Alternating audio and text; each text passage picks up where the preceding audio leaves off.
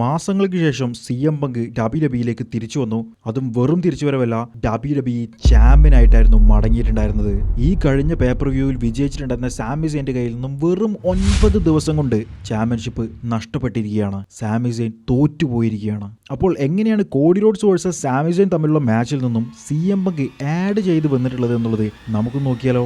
ഇത് മാത്രമല്ല, കുറച്ച് അടിപൊളി സെഗ്മെന്റുകൾ നടന്നിട്ടുണ്ടായിരുന്നു. അപ്പോൾ ഈ റോ എപ്പിസോഡിൽ നടന്നിട്ടുള്ള മുഴുവൻ സെഗ്മെന്റുകളെ കുറിച്ചും നമുക്ക് മുഴുവനായിട്ട് നോക്കി വരാം. Welcome to weekly reviews. ഇതുവരെ വീഡിയോ ലൈക്ക് ചെയ്തിട്ടില്ലെങ്കിൽ, ചാനൽ സബ്സ്ക്രൈബ് ചെയ്തിട്ടില്ലെങ്കിൽ ലൈക്ക് ചെയ്ത് സബ്സ്ക്രൈബ് ചെയ്തേക്കണേ. റോ എപ്പിസോഡ് തുടങ്ങിയത് തന്നെ WWE ചാമ്പ്യനായിട്ടുള്ള സാമി സെയിനെ കാണിച്ചുകൊണ്ടായിരുന്നു. സാമി സെയിൻ ബാക്ക് സ്റ്റേജിലൂടെ നടന്നു വരുമ്പോൾ കോഡി റോഡ്സിനെ കാണുകയുണ്ടായി. സാമി കോഡിയോടായിട്ട് കളിയാക്കിക്കൊണ്ട് പറഞ്ഞു, എന്റെ ഈ ഒരു ടൈറ്റിൽ റെയിൻ വളരെ യാദൃശ്ചികമായിട്ട് നടന്നതാണ് എന്നുള്ളതും കമ്പനിയുടെ ഗോൾഡൻ ബോയ് ആയിട്ടുള്ള കോഡിക്ക് പെട്ടെന്ന് തന്നെ സാമിയെ തോൽപ്പിച്ചുകൊണ്ട് ചാമ്പ്യൻ ആവാൻ കഴിയും എന്നുള്ളതുമല്ലേ നീ നിന്റെ മനസ്സിൽ വിചാരിക്കുന്നത്? അപ്പോൾ കോഡി പറഞ്ഞു, അത് തന്നെയാണ് ഞാൻ വിചാരിച്ചത്. അങ്ങനെ ഇവർ സംസാരിച്ച് നിൽക്കുന്ന സമയത്തായിരുന്നു ഗുന്തർ പുറകിൽ നിന്നും വന്ന് കോഡി റോഡ്സിനെ അറ്റാക്ക് ചെയ്ത് അവിടെയുള്ള ഒരു ടേബിളിന്റെ മുകളിലേക്ക് പവർ ബോംബ് ചെയ്തിട്ടുണ്ടായിരുന്നത്. എന്നിട്ട് ഗുന്തർ നേരെ തിരിഞ്ഞത് സാമി സെയിന്റെ മേലേക്കായിരുന്നു. ഈ ഒരു ചാമ്പ്യൻഷിപ്പിന് നീ അപമാനമാണ് എന്നുള്ളതും ഈ ചാമ്പ്യൻഷിപ്പിന് പിന്നാലെയാണ് താൻ വരുന്നത് എന്നുള്ളതുമായിരുന്നു ഗുന്തർ അവിടെ നിന്നും പറഞ്ഞത്. പക്ഷെ അവിടെയും ഗുന്തർ നിർത്തിയില്ല. അവിടെ നിന്നും എഴുന്നേറ്റ് വന്നിട്ടുണ്ടായിരുന്ന കോഡി റോഡ്സിന്റെ തല അവിടെയുണ്ടായിരുന്ന കാറിന്റെ ഡോർ വെച്ച് അടിച്ചൊടിക്കുകയുണ്ടായി. കോഡിയുടെ ചെവിയിൽ നിന്നും ബ്ലഡ് വരുന്നുണ്ടായിരുന്നു. ഇതേ തുടർന്ന് WWE ഒഫീഷ്യൽസും ഡോക്ടർമാരും പറഞ്ഞിട്ടുണ്ടായിരുന്നത് കോഡി റോഡ്സിന് ഇന്ന് നടക്കാൻ വേണ്ടി പോകുന്ന WWE ചാമ്പ്യൻഷിപ്പ് മാച്ചിൽ മത്സരിക്കാൻ കഴിയില്ല എന്ന് തന്നെയായിരുന്നു. ശരിക്കും ഈ ഒരു റോ എപ്പിസോഡിലായിരുന്നു സാമി സെയിൻ വേഴ്സസ് കോഡി റോഡ്സ് തമ്മിലുള്ള WWE ചാമ്പ്യൻഷിപ്പ് മാച്ച് എല്ലാം തന്നെ WWE കൺഫേം ചെയ്തിട്ടുണ്ടായിരുന്നത്. എന്നാൽ ആ മാച്ചിൽ നിന്നും കോഡി റോഡ്സിനെ മാറ്റുകയുണ്ടായി. അങ്ങനെ റോ എപ്പിസോഡ് ഒഫീഷ്യലായിട്ട് സ്റ്റാർട്ട് ചെയ്തു. ആദ്യത്തെ സെഗ്മെന്റ് തന്നെ സെത്ത് റോളിങ്സിന്റെ ഒരു പ്രോമോയോട് കൂടിയായിരുന്നു സ്റ്റാർട്ട് ചെയ്തിട്ടുണ്ടായിരുന്നത്. റിംഗിലേക്ക് എത്തിയ ഉടനെ തന്നെ സെത്ത് റോളിങ്സ് കേട്ടിട്ടുണ്ടായിരുന്നത് CM പങ്ക് എന്ന് പറഞ്ഞിട്ടുള്ള ചാൻഡുകളായിരുന്നു. കാരണം ഈ ഒരു ഷോ നടക്കുന്നത് CM പങ്കിന്റെ ജന്മനാടായിട്ടുള്ള ഷിക്കാഗോയിൽ വെച്ചിട്ട് തന്നെയാണ്. പക്ഷേ റോളിങ്സ് അതൊന്നും തന്നെ കാര്യമാക്കാതെ തന്റെ ലക്ഷ്യം സമ്മർ സ്ലാമിൽ വേൾഡ് ഹെവിവെയ്റ്റ് ചാമ്പ്യൻഷിപ്പും റോമൻ റെയിൻസുമാണ് എന്നുള്ളത് പറയുകയുണ്ടായി. റോമൻ റെയിൻസ് വെറും ജോലി ചെയ്യുന്നത് പണത്തിനു വേണ്ടി മാത്രമാണ്. എന്നാൽ താൻ ഈ ഇൻഡസ്ട്രിയോടുള്ള സ്നേഹവും കഠിനാധ്വാനവും കൊണ്ട് മാത്രമാണ് വർക്ക് ചെയ്തുകൊണ്ടിരിക്കുന്നത്. താൻ ഒരിക്കലും ഒരു ഫ്രോഡല്ല.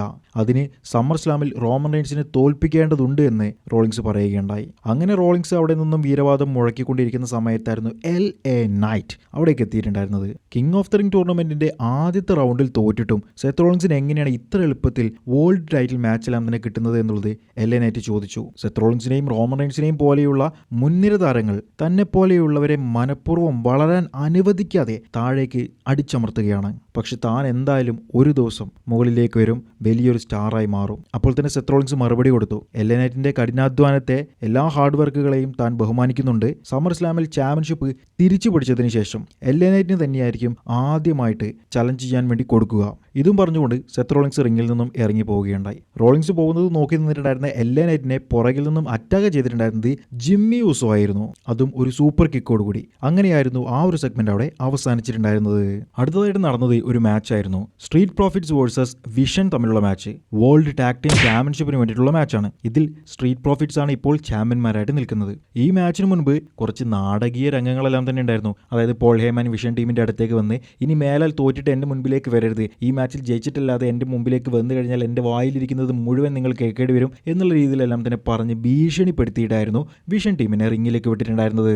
അങ്ങനെ അവരുടെ മാച്ചിന്റെ ഏറ്റവും അവസാനം ഓസ്റ്റിൻ തിയറി റിംഗിൽ കിടക്കുന്ന സമയത്ത് ലോഗൻ പോൾ അദ്ദേഹത്തിന്റെ കയ്യിലുള്ള ബ്രാസ് നക്കിൾ എടുത്ത് ഓസ്റ്റിൻ തിയറിക്ക് കൊടുക്കുകയുണ്ടായി. അറ്റാക്ക് ചെയ്യാൻ വേണ്ടിയിട്ടായിരുന്നു ഓസ്റ്റിൻ തിയറിക്ക് കൊടുത്തിട്ടുണ്ടായിരുന്നത്. എന്നാൽ അത് റെഫറി കാണുകയും റെഫറി അതെടുത്ത് ഒഫീഷ്യൽസിനെ ഏൽപ്പിക്കുന്ന സമയത്ത് മറ്റൊരു ബ്രാസ് നക്കിൾ എടുത്തുകൊണ്ട് ബ്രോൺ ബ്രേക്കറിനെ ലോഗൻ പോൾ കൈമാറുകയുണ്ടായി. അതുപയോഗിച്ച് ഏഞ്ചലോ ഡോക്കിൻസിനെ അറ്റാക്ക് ചെയ്യാൻ വേണ്ടി പോയപ്പോഴേക്കും ഡോക്കിൻസ് ബ്രോൺ ബ്രേക്കറെ ഇടിച്ചിട്ടു. ലോഗൻ പോൾ എങ്ങനെയൊക്കെയോ അതിൽ ഇന്റർഫിയർ ചെയ്ത് കയറാൻ വേണ്ടി ശ്രമിക്കുന്നുണ്ട് എന്നുണ്ടെങ്കിലും റെഫറി അതിനൊന്നും തന്നെ സമ്മതിക്കുന്നില്ലായിരുന്നു.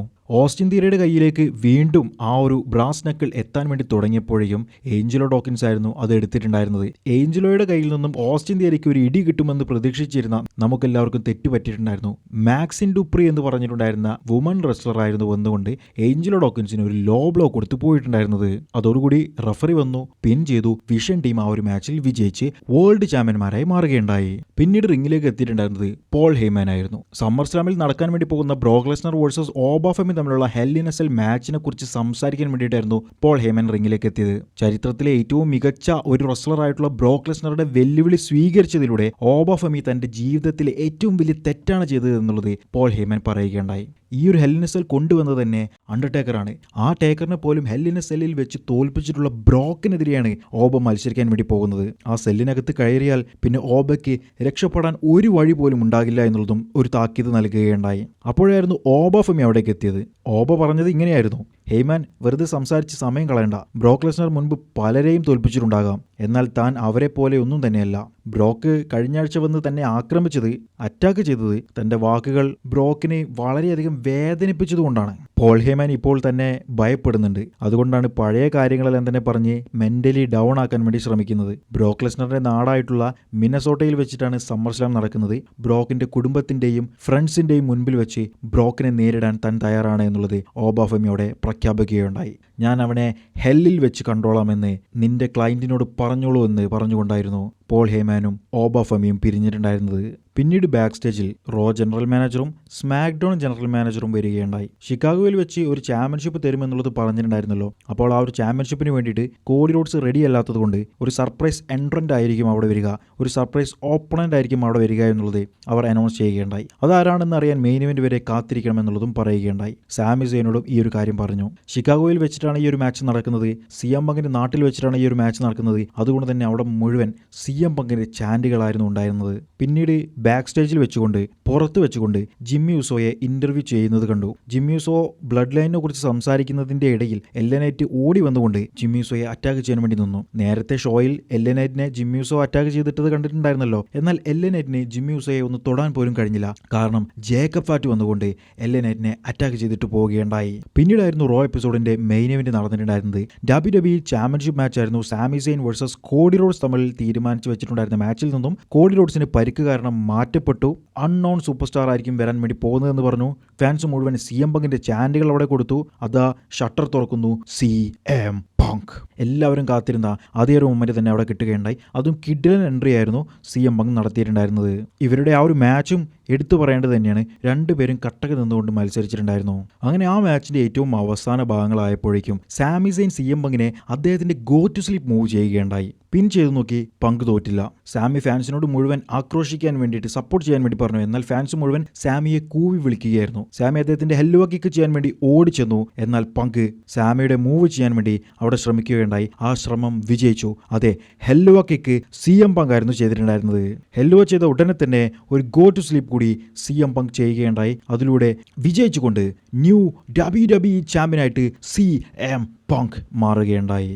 അങ്ങനെ റെസ്ൽമേനിയയിൽ നഷ്ടപ്പെട്ടിട്ടുണ്ടായിരുന്ന തന്റെ ചാമ്പ്യൻഷിപ്പ് CM പങ്ക് വീണ്ടും തിരിച്ചെടുത്തിരിക്കുന്നു. അതും അദ്ദേഹത്തിന്റെ റിട്ടേണോടുകൂടി.